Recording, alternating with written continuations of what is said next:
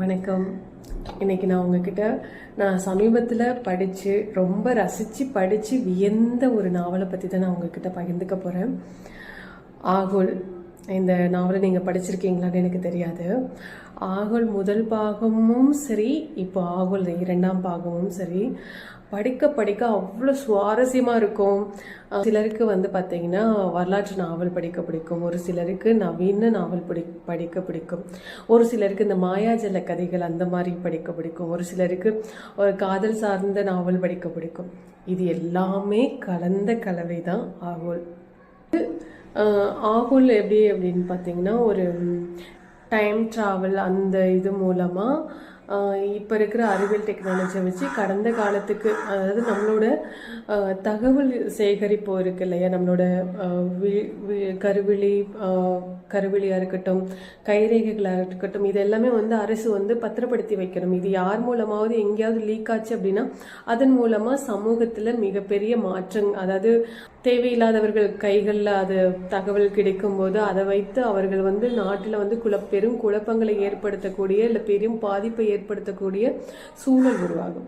So அந்த இதை எப்படி பாதுகாக்கிறாங்க அப்படிங்கிறது அதை பற்றின ஒரு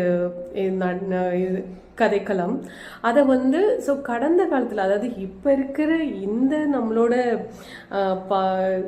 தகவல்களை கடந்த காலத்தில் போய் வச்சு பாதுகாக்கிறது அப்படிங்கிறது தான் இதோட டைம் ட்ராவல் அந்த ஒரு கதைக்களம் தான்.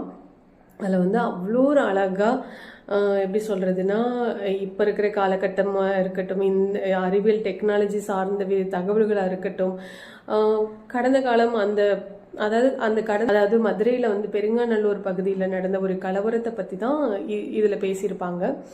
அந்த கலவரம் நடந்த காலகட்டத்துக்கு இப்போ இருக்கிற இந்த தகவல் சேகரிப்பு ஆட்கள் அந்த காலகட்டத்துக்கு போகிறாங்க. அங்கே கலவரம் நடக்குது, அங்கே எந்த மாதிரியான விஷயங்கள் நடக்குது, அங்கேருந்து யாரெல்லாம் கூட்டிகிட்டு வந்தாங்க அப்படிங்கிற ஒரு ரொம்ப ரொம்ப சுவாரஸ்யமான, அதே சமயம் மொழி நடை ரொம்ப ரொம்ப நான் ஆச்சரியப்பட்ட விஷயம் என்னென்னா, இப்போ இருக்கிற காலகட்டத்தில் நடக்கிற ஒரு மொழி நடைக்கும் கொஞ்சம் பின்னோக்கி போனால், அதுவும் மதுரை சார்ந்த பகுதிகளில் இருக்கிற ஒரு மொழி நடை இருக்கு இல்லையா, அது எல்லாருக்கும் வந்துடாது.